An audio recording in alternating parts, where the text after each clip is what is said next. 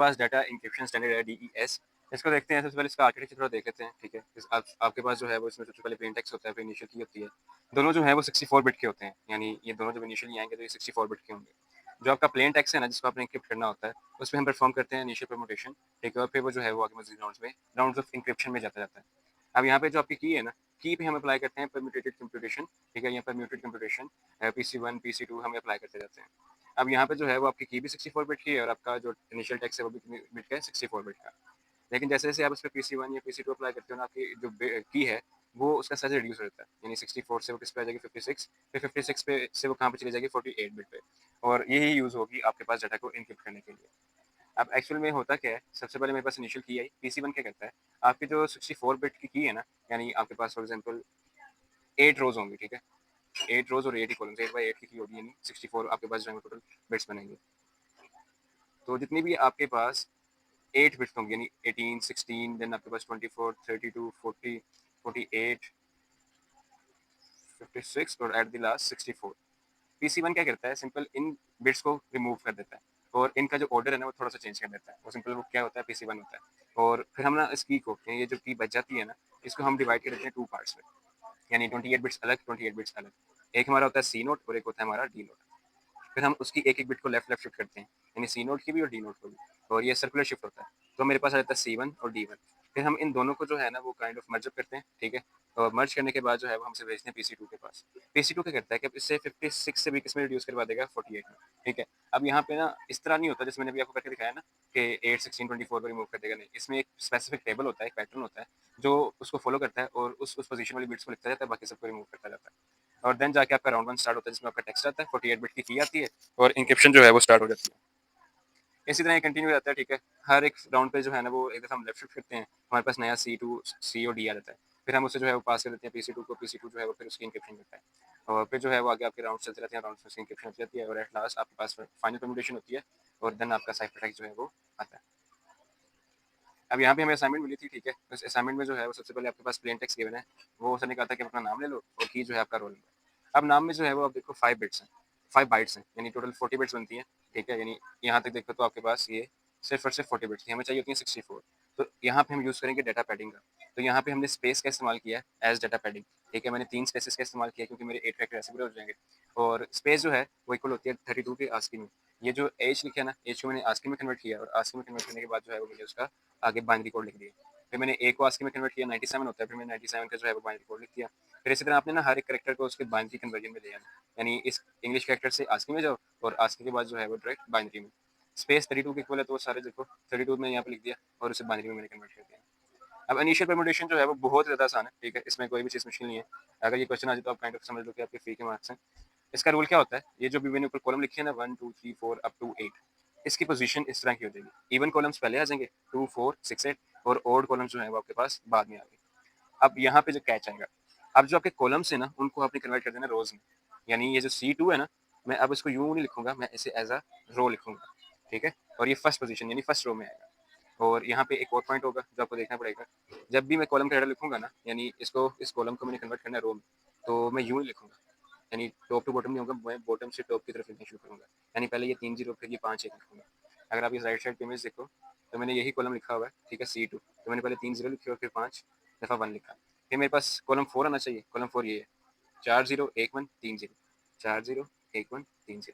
फिर मुझे कॉलम 6 चाहिए, ठीक है, कॉलम 6 ये रहा, 5 0 एक दफ़ा 1 और 2 दफ़ा 0, तो आपके पास कॉलम 6 में 5 दफ़ा 0 आ गए, 1 और डबल 0 आ गया। फिर जो है मुझे कॉलम 8 चाहिए, ठीक है, तो मैंने कॉलम 8 को यहाँ पे लिख दिया एज अ रो।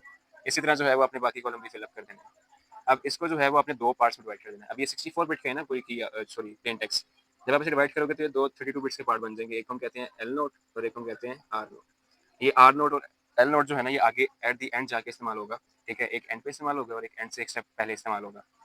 यहाँ तक जो थी वो सिंपल आपका था साइफर टेक्स्ट का काम, आपके प्लेन टेक्स्ट का काम, ठीक है। अब इसके बाद हमने की पे जो है वो PC1 अप्लाई करना है, जैसे मैंने डायग्राम पे बताया था। अभी अगर देखा जाए तो हमने यहाँ तक की इतना टास्क कंप्लीट कर लिया, इनिशियल परम्यूटेशन होगी। अब हम की को लेंगे और उस पर जो है वो PC1 अप्लाई करेंगे।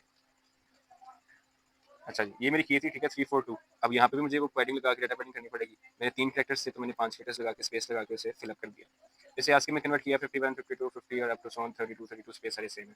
फिर मैंने इन्हें बाइनरी में कन्वर्ट कर दिया। अब बाइनरी में जब मैंने कन्वर्ट किया तो ये आपके पास 8x8 यानी टोटल 64 बिट्स की जो है वो की आ चुकी है। अब मैंने आपको भी बताया था कि PC1 में क्या होगा, ये वाली जो बिट्स हैं वो क्या कर दी जाएंगी, डिस्कार्ड डिलीट। तो यहाँ पे हमने किया क्या कि ये वाली जो 8 वाली बिट थी हमने इसे क्या कर दिया है, ड्रॉप कर दिया, यानी हमने इसे जो है वो यूज ही नहीं करना। अब ये देखना कि इनको लिखना कैसे है। इनको ना आपने सबको बॉटम टू टॉप अप्रोच में लिखना है, ठीक है, यानी नीचे से रीड करना शुरू करना है और रो में कन्वर्ट करते जाना है। यहाँ पे मैंने सबसे पहले इधर से रीड किया, इस पूरे को मैंने इसे रो में कन्वर्ट कर दिया, ठीक है। ये वैसे यहाँ तक आएंगी वैल्यूज टोटल वैल्यूज आएंगी 8 वैल्यूज है ना। अब ये जब मैंने ड्रॉप कर दिया है, ठीक है, तो मेरे पास तो सिर्फ ये कॉलम तो एक्स्ट्रा है, ठीक है। तो यहाँ पे 7 जीरोज आए और एक जीरो नीचे आ गया। और नेक्स्ट टाइम जो है वो आपके पास दोबारा 8 जीरोज ही हैं, तो आपने दोबारा यहाँ से 8 जीरोज को फिलअप कर देना है, यहाँ तक 8 जीरोज होते हैं। फिर यहाँ से रीड करना शुरू करना, 8 दफ़ा 1 है, तो ये आपके पास पहले 5 दफ़ा आया और 3 दफ़ा आ गया। अब यहाँ से जो है वो आपने लिखना शुरू करना है, तो आपने ये लास्ट 4 देखने हैं बस। अगर देखो आपने 8 ड्रॉप कर दिए, टोटल कितने बचे, सिर्फ और सिर्फ आपके पास 56। 56 का हाफ करो तो 28 बनता है, ठीक है, यानी 28/28। तो आपने जो है वो हाफ यहाँ तक लिखनी है, फिर आपने ना यहाँ से शुरू कर देना। अब आपने डायरेक्शन चेंज कर लेनी है अपने लिखने की।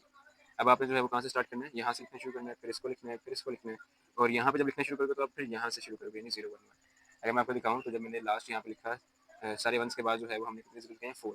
तो ये 4 जीरो आए, यहाँ तक जो है वो आपका हाफ टेबल देखो नीचे वाला हो चुका था, ये वाला। जब मैंने यहाँ तक लिखा तो मेरा हाफ टेबल यानी 4 रोज कंप्लीट हो गई थी, 4 रह गई थी। तो मैंने फिर यहाँ से लिखना शुरू कर दिया 7 से, ठीक है। तो आपके पास सबसे पहले जो है वो 5 जीरो है, फिर 1 0 1 है। तो 1 2 3 4 5 1 0 1। फिर आपके पास 6 दफ़ा 0 है, फिर 1 0 है, तो 2 4 6, फिर 1, फिर 0। फिर यहाँ से लिखना शुरू किया तो आपके पास जो है वो सारे जीरोज हैं। तो ये जो है वो +1 आपके पास यहाँ तक सारे जीरोज है। एंड पे के बच्चा 0 1 1, वो हमने लिख दिया 0 1 1। तो ये था आपके पास PC1। अब PC1 में क्या करना है, जो ऊपर वाला हिस्सा था ना जो भी हमने अलग किया है, ये वाला, इसको आपने एक स्ट्रेट रो में अलग लिख लेना है, और जो नीचे वाला हिस्सा था ना उसको आपने एक स्ट्रेट रो में अलग लिख लेना है, जैसे मैंने यहाँ पे लिखा हुआ है। ये रहा, ये जो मेरे ऊपर वैल्यूज थी ना ये सारी मैंने इनको एक स्ट्रेट लाइन में लिख दिया बिल्कुल, और जो ये वाली वैल्यूज थी उनको भी मैंने स्ट्रेट लाइन में लिख दिया। ये आपके पास बन गया सी नोट और डी नोट, जिनकी भी हमने डायग्राम में बात की थी। जब आप PC1 अप्लाई करोगे तो आपके पास सी नोट आ जाएगा और डी नोट आ जाएगा। अच्छा जी, इसके बाद हमने क्या किया, इनको लेफ्ट शिफ्ट करवा दिया। लेफ्ट शिफ्ट में कुछ भी नहीं होता, सिंपल एक एक बिट जो है वो इन सबको हम क्या करवा देंगे, लेफ्ट मूव करवा देंगे। फॉर एग्जाम्पल अगर मेरे पास ये बिट्स है ना 1 0 0 और 1 0, अब लेफ्ट शिफ्ट करवाने का मतलब क्या है कि ये 0 इधर आ जाए, ये 1 इधर आ जाए, ये 0 इधर आ जाए, ये 0 इधर आ जाए, और ये 1 जो है ना ये रोटेट करके कहाँ पे आ जाए, इस 0 की जगह आ जाए। तो ये क्या बन जाएगा, 0 1 0 आगे मूव कर गया, 1 आगे मूव कर गया, ठीक है। देन एक 0 और आगे मूव कर गया, एक 0 आगे मूव कर गया, और ये 1 यहाँ पे आ गया, ठीक है। अब यहाँ से करना शुरू करोगे ना, ये 0 इधर आया, 0 इधर आ गया, ये 0 इसकी जगह पे, ये 1 इसकी जगह पे, ये 0 इसकी जगह पे, ये 1 मूव करके यहाँ पे आ गया। ये सिंपल शिफ्टिंग करनी थी। ये सी, अब आपके पास जब आप शिफ्टिंग करोगे तो ये क्या बन जाएगा, C1 और D1। फिर आपके पास आता है जी PC2, अप्लाई PC2। अब यहाँ पे PC2 अप्लाई कैसे करते हैं जी, जो आपके पास C1 और D1 है ना, इन सब की वैल्यूज को अपने इस टेबल के अंदर प्लॉट करना है, तो वो ऑटोमेटिकली कितनी बिट्स में हो जाएगा, 48 बिट्स में। अब आप सोचोगे कैसे कैसे प्लॉट करना है, तो इसी आर्किटेक्चर को देखो। मैंने आपसे कहा था कि जब PC2 अप्लाई होगा ना तो ये कोई ट्रिक नहीं है कि अगर आप जो है वो आखिरी वाली बिट्स को खत्म कर दोगे तो जो है वो आपके पास PC2 बन जाएगा। यहाँ पे एक प्री डिफाइंड टेबल होता है जो आपने फॉलो करना ही करना है, ठीक है, जैसे हम कहते हैं PC2 टेबल। उसकी भी जो है वो मैं इमेज आपको दिखा देता हूँ। ये है पोजीशंस आपके पास PC2 के टेबल की, यानी 14 वाला एलिमेंट यहाँ पे, 17 वाला यहाँ पे, 11 वाला यहाँ पे, 24 वाला यहाँ पे। अगर तो ये आपको गिवन है, ठीक है, तो वेल एंड गुड। इसी को देखते हुए जो है ना हमने अपने PC2 की वैल्यू लिखनी है। पेपर में अगर PC2 आएगा तो ये टेबल बना हुआ आएगा, तभी हम पोजीशंस को कर सकते हैं, PC2 अप्लाई कर सकते हैं, अदरवाइज PC2 अप्लाई नहीं हो सकता, क्योंकि ये हमें इतनी वैल्यूज को याद करना पॉसिबल नहीं है कि हम 48 वैल्यूज को बैठ के याद करें, ठीक है। अब बिल्कुल इसी पोजीशन के मुताबिक, फॉर एग्जाम्पल अगर आप देखो मैं आपको कोई भी दिखाता हूँ, लेट्स से आप कहते हो ये 56 वाली, ये बिल्कुल टेबल के जो है वो कॉर्नर में है। इसमें अगर आप देखो तो ये वाली है 56 बिट, तो हम ऊपर काउंट भी करके देख लेते हैं, 7 14 21 28 35, ये आपके पास आ गया 42, ये आपके पास 49 50 51 52 53 4 55 एंड 56। 56 पे आपके पास लास्ट बिट थी वो क्या थी, 0, यहाँ पे 0 ही है, ठीक है। तो इस पोजीशन के मुताबिक आपके पास क्या बनेगा, PC2 बनेगा। फिर हमने ना आर नोट को एक्सपेंड करना होता है, ठीक है। आर नोट को एक्सपेंड क्या करना है, जो भी अभी मैंने आपसे कहा था सेकंड लास्ट स्टेप में यूज़ होगा आर नोट। आर नोट क्या था, जो आपकी साइफर प्लेन टेक्स्ट है ना, उसके हमने दो पार्ट्स लिए थे, एक एल नोट और एक आर नोट। हमने आर नोट को एक्सपेंड करना है और उस पर जो है वो की के साथ और आर नोट के साथ हमने उस पर एक्स गोल्ड लगाना है। अच्छा जी, वो एक्सपेंड कैसे करते हैं, आपने ना सबसे पहले अपनी जो की है, ठीक है, इसमें देखो आपके पास 1 2 3 4 5 6 7 8 जीरोज हैं। अगर आप देखोगे तो आपको नजर आएगा कि जो की है ना वो बिल्कुल आपके पास ये है, जो की कह रहा हूँ सॉरी, जो आर नोट है उसकी वैल्यूज ये हैं, इतनी सी वैल्यूज हैं बस उसकी।